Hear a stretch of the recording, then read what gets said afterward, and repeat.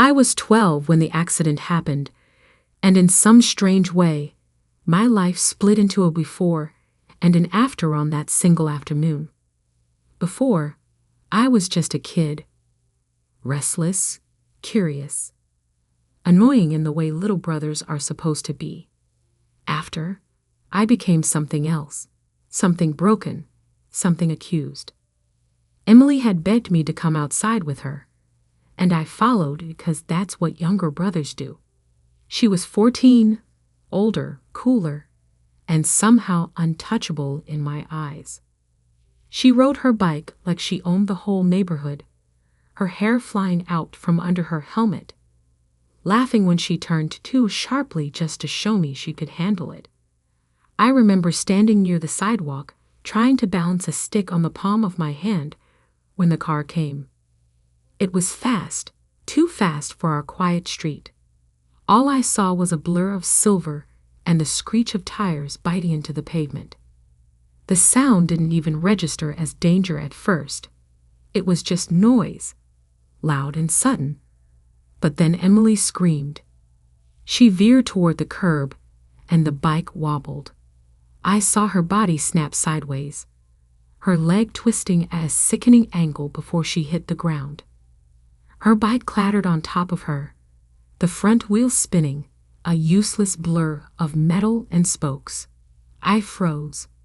My chest hollowed out, my knees refused to move, and for a heartbeat, the world was nothing but the sound of her crying. Then the driver leaned out his window, cursed under his breath, and sped away. Just like that. He didn't even stop. I remember running to her, my hands shaking so badly I could hardly lift the bike off her body. Emily's face was pale, lips trembling, eyes wet with tears. "It hurts," she whispered, clutching her leg.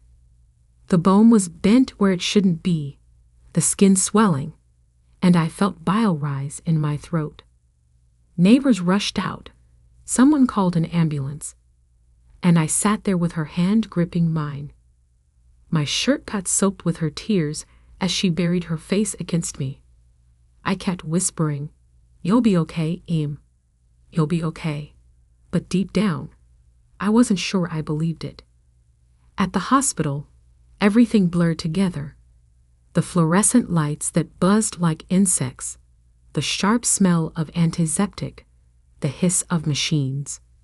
My parents arrived, both pale and frantic. My mom, Linda, clutched Emily like she might disappear, while my dad demanded answers from anyone wearing a lab coat. Nurses moved quickly, doctors spoke in clipped tones, and I hovered in the corner, invisible. When the police came, they asked questions. I told them everything I remembered. The car, the sound, the way it sped off without stopping. They scribbled notes, nodded, and promised to investigate. My parents didn't say much while the officers were there, just nodded with tight jaws and hollow eyes. But after the chaos settled, after Emily had been sedated and taken for x-rays, I felt the weight of their stares. It was late when we finally got home. The house was silent except for the ticking of the hallway clock. I tried to crawl into bed, but I couldn't sleep. Every time I closed my eyes, I saw Emily's twisted leg, heard her scream again. I pressed my face into the pillow and prayed for morning to come, for things to go back to normal. Then my father's voice cut through the darkness. It wasn't loud, but it carried down the hall like a verdict. "It's your fault, Jacob. You distracted her. You ruined your sister's life." At first, I thought I had imagined it. I sat up in bed, heart hammering, and padded down the hallway. He was standing in the kitchen, a glass of whiskey in his hand, his shoulders heavy like a man already defeated. My mother was there too, arms crossed, her face carved into something sharp and unrecognizable. I stammered? I didn't. But the words shrivelled on my tongue. My father turned on me then, his eyes bloodshot. "Don't you dare deny it. You were out there. You were supposed to look after her. Instead, you let her fall. She'll carry that scar for the rest of her life. And it's because of you." The words slammed into me harder than the car had hit Emily. My knees buckled, and I felt heat crawl up my throat. I opened my mouth to defend myself, but my mother's voice sliced through the air. Cold. Final. "Don't argue. You'll only make things worse." I can still see her expression. Eyes like granite. Lips pressed tight. A judgment passed without trial. That was the moment something broke inside me. The accident had been terrible, but this was worse. My parents, the people who were supposed to protect me, had chosen a narrative that made me the villain. I remember backing away, my vision blurring, my chest aching as though someone had driven a nail through it. I stumbled back to my room, shut the door, and curled into myself. The house felt alien, hostile, like the walls themselves had turned against me. I cried until my throat was raw, begged the silence to give me back the family I had known the day before. But nothing answered. Only the echo of my father's words, etched into me so deeply they became my new identity. That was the first blow. And though I didn't know it then, it was just the beginning. From that night on, my life became a prison. Not the kind with iron bars and locked doors, but one constructed from whispered accusations, stolen opportunities, and the relentless weight of guilt that was forced onto me until it fused with my bones. My parents never raised their voices again about the accident. They didn't need to. The quiet way they reminded me, day after day, that everything Emily lost was somehow my fault was far more effective than any shouting could have been. Every allowance I received as a child vanished before I ever touched it. Birthday cards that might have held a crisp $20 bill were opened, the money taken before I could even count it. "Emily's therapy isn't free," my father would say, as though I needed reminding. When I started mowing lawns at 13, sweaty and proud of my first real earnings, my mother met me at the door with an outstretched hand. "Don't forget why you're working," she said coolly, plucking the folded bills from my palm before I had the chance to put them away. By high school, when my classmates were saving for cars, for prom, for college trips, I was still handing over every dime. My part-time job bagging groceries, the tips I earned stacking wood for neighbors, the rare babysitting gigs I picked up, all of it disappeared into my parents' pockets under the banner of Emily's medical costs. They would praise me with words that weren't praise at all. "This is the least you can do after what you've done," my mother told me once, her tone flat, her face unreadable. At first, I tried to resist.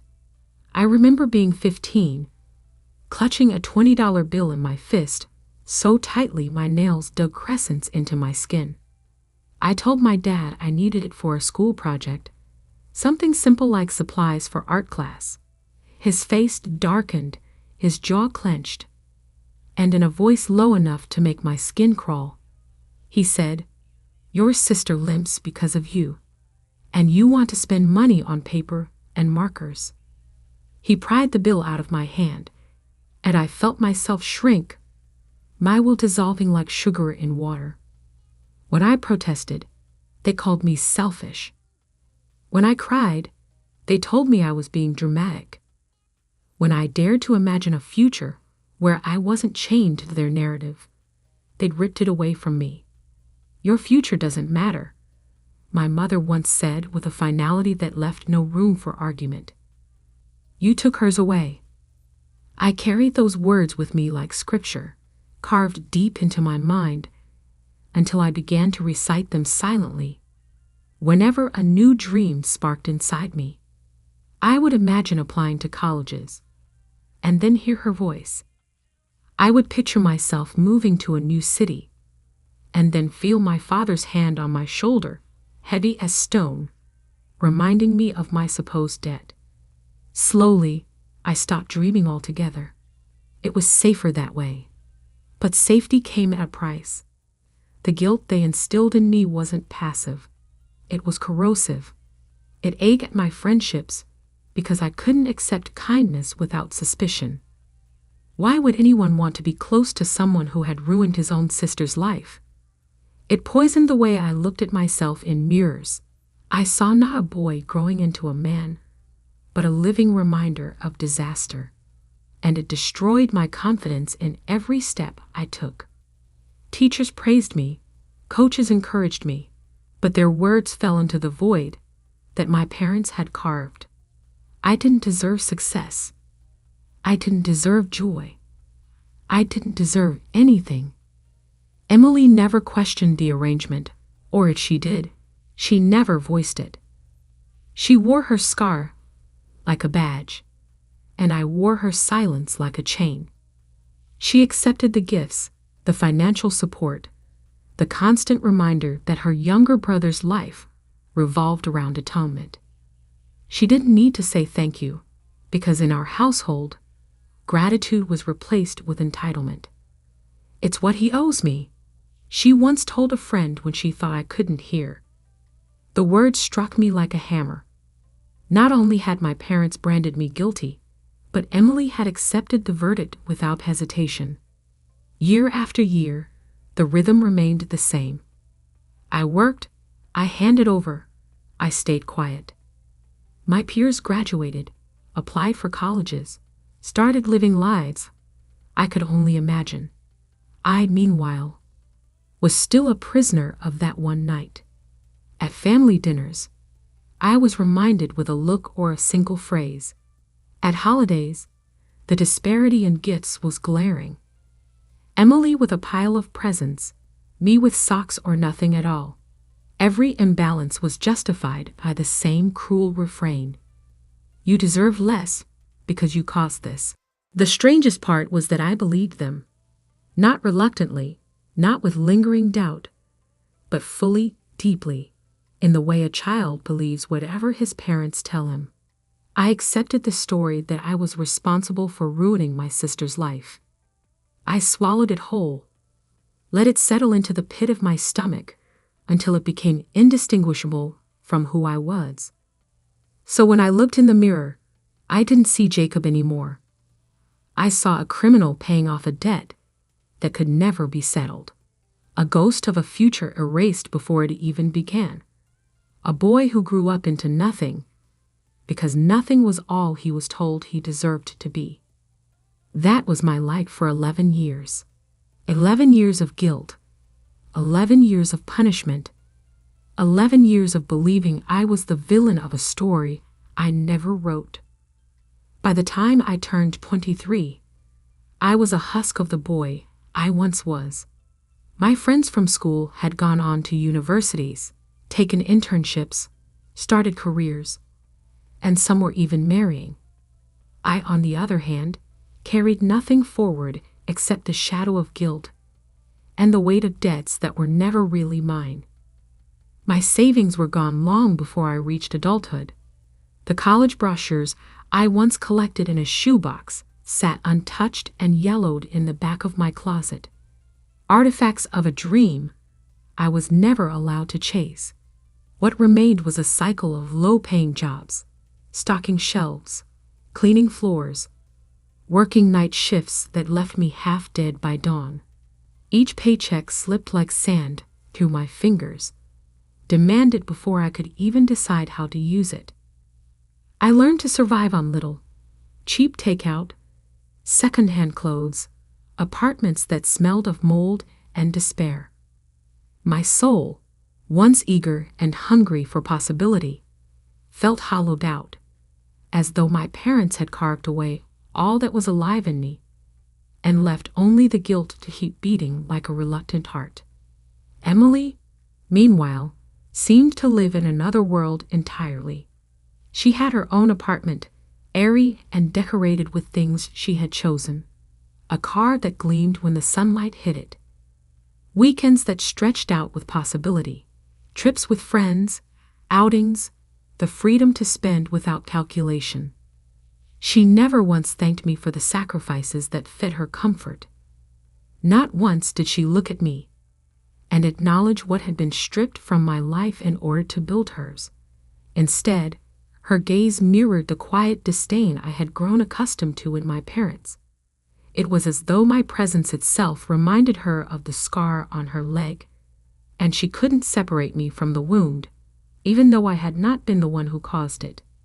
Yet despite her comfort, despite the narrative we had all been forced to live inside, there were moments, tiny, almost imperceptible cracks, that began to unsettle me. At first, they were so subtle I almost brushed them aside. A hesitation in her voice, a glance that lingered too long, a silence that seemed heavier than the words it replaced. The first time it happened, it was late at night. Emily and I were sitting in her apartment after she had invited me over. She had opened a bottle of wine, and I had agreed to share it, even though alcohol always made me uneasy. By the third glass, her speech had loosened, and her careful composure slipped. She leaned back in her chair, eyes unfocused, and muttered something that made my stomach tighten. "You didn't even cause it, you know." But she shook her head quickly, as if erasing the words from existence. "Never mind." I froze. The air thickened, pressing against my chest. I stared at her, waiting for her to continue, but she only waved her hand dismissively and reached for her glass again. My throat felt dry. I wanted to demand an explanation, to hold her in place until she gave me the truth, but I was paralyzed by years of conditioning. So instead, I sat in silence, the unspoken words rattling in my skull like loose change in an empty jar. That night, as I lay in the small bed of my tiny apartment, her voice repeated itself over and over. "You didn't even cause it." What did she mean? Why say it at all if it wasn't true? My entire life had been built on the foundation of that accusation. That I had distracted her, that I had stolen her future, that every ounce of struggle was my punishment. If I hadn't caused it, then what had all these years been for? I told myself it was just the alcohol, that she didn't mean it, that she was trying to comfort me in some warped way. But the seed was already planted. It rooted itself deep inside, and no matter how much I tried to smother it with the familiar weight of guilt, it sprouted questions I could no longer ignore. Other cracks followed. They were small, almost meaningless on their own, but together they formed a pattern I couldn't deny. Emily would sometimes flinch when my parents praised her for enduring so much, her smile slipping for just a second before returning to its practiced form. Once, at a family gathering, I thought of the years I had handed over every dollar I earned. The birthdays where my gifts vanished into nothing. The nights I lay awake drowning in shame, believing I was a curse. I thought of my mother's cold voice telling me my future didn't matter, my father's accusing eyes drilling into me with every look, Emily's disdain fed by a story crafted from lies. 11 years of self-loathing, not born of accident, but of deliberate betrayal. The report trembled in my hands as I clutched it tighter, the paper crinkling under the force of my grip. I wanted to scream, to tear the room apart, to rip down the walls of that study until there was no corner left where another secret could hide. But all I could do was stand there, the silence of the house pressing against my ears, my heart hammering loud enough to drown out thought. They had hidden this from me. For over a decade, they had looked me in the eyes, demanded my obedience, stolen my youth, and done it all with the knowledge that I was innocent. Not careless, not guilty, innocent. And in that moment, a truth heavier than any guilt I had ever carried settled into me. My life had not been ruined by an accident. It had been ruined by the people who were supposed to protect me from it. I confronted them that night, the folder clutched in my hand like a weapon. My legs carried me down the hallway, each step heavier than the last. But my rage pushed me forward, stronger than fear, stronger than the years of conditioning that had taught me to bow my head and swallow my protests. The study door was still ajar, lights spilling across the carpet, voices murmuring inside. When I entered, my father looked up, glass in hand, and my mother turned from the table where she was sorting bills. The moment their eyes fell on the folder, the color drained from my father's face. My mother's lips pressed into a hard, bloodless line. Neither spoke. The silence itself was a confession. I threw the report down on the table, the papers splaying out like a crime exposed. "Explain this," I demanded, my voice rough, jagged. My father didn't move at first.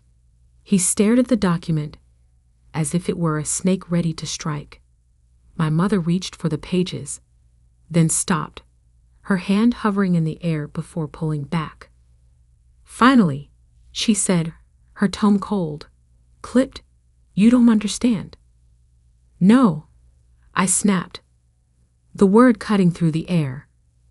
"I understand perfectly. You lied. For 11 years, you let me believe I destroyed Emily's life. You watched me suffer under guilt you knew wasn't mine." My father's throat worked, but his voice came out weak. "It wasn't that simple." "It's exactly that simple," I interrupted, fury boiling up until my hands shook. I jabbed a finger at the report. The truth was here the whole time. A drunk driver hit her. I wasn't even mentioned. Not once. And yet you stole everything from me. My childhood. My future. You crushed me into nothing just to... What? To make yourselves feel better? Emily, who had just walked in from the kitchen with a plate of food, froze. Her eyes darted from me to the report, then to our parents. Confusion flickered across her face. "What's going on?" she asked, her voice unsteady. My mother turned toward her, her composure cracking just enough to reveal something desperate underneath. "Emily, don't listen to him. He doesn't." But I cut her off. My voice cracked with fury, with years of buried words finally clawing free. "Don't listen to me? She deserves to know the truth, too. They lied, Emily. All of it. The guilt they fed me. The money they stole. It was all built on lies." Emily's brow furrowed as she stepped closer. "Lied? About what?" I shoved the report toward her. My hands trembled, but not from weakness. This was rage boiling over, finally finding release. "Read it. Go on. It says everything." She scanned the first page, her eyes widening with every line. By the time she reached the bottom, her face had gone pale. "Wait, you lied to him?" she whispered, turning toward our parents. For once, her anger wasn't aimed at me but at them. My father opened his mouth, but no words came. My mother straightened her back, clinging to the brittle authority that had once been enough to silence me. "We needed him to feel responsible," she said, her tone still cold, though a tremor slipped beneath the surface. "Otherwise, he would have left. He would have abandoned us, and Emily needed support. She needed more than we could give. So we made sure he understood that his role was to be here for her." The audacity of it left me breathless. I let out a bitter laugh, the sound hollow. "My role? You stole 11 years of my life. You crushed me into dust. For what? To make me your personal ATM. My voice rose until it echoed through the room, to make sure I stayed small enough, broken enough, that I'd never leave.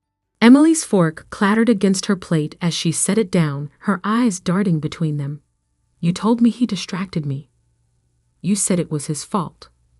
He needed to believe it, my mother said quickly. Her voice was sharp now, defensive. It was the only way to hold the family together. Hold the family together? My voice broke, fury colliding with disbelief. You didn't hold anything together. You destroyed me. You turned your son into a scapegoat, and you let your daughter believe a lie just to control us both. My father finally spoke, his voice strained, almost pleading. We did what we had to.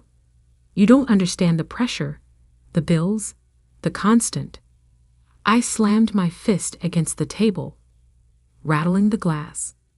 Don't you dare justify this. Don't you dare tell me this was necessity. This was cruelty. You looked me in the eyes every day for 11 years and let me drown in guilt that wasn't mine. Emily stared at them, her expression twisting, disbelief giving way to fury. All this time, she whispered, shaking her head, you let me hate him. You let me think he was the reason. And it was a lie. Neither of them answered. My mother's jaw clenched. My father's eyes dropped to the floor. The silence was damning. And in that moment, I realized something had shifted. The power they had held over me, the authority of their words, the weight of their accusations, had shattered. I was no longer the scapegoat, no longer the broken boy they had molded. I was the one holding the truth, and the truth was enough to strip them bare.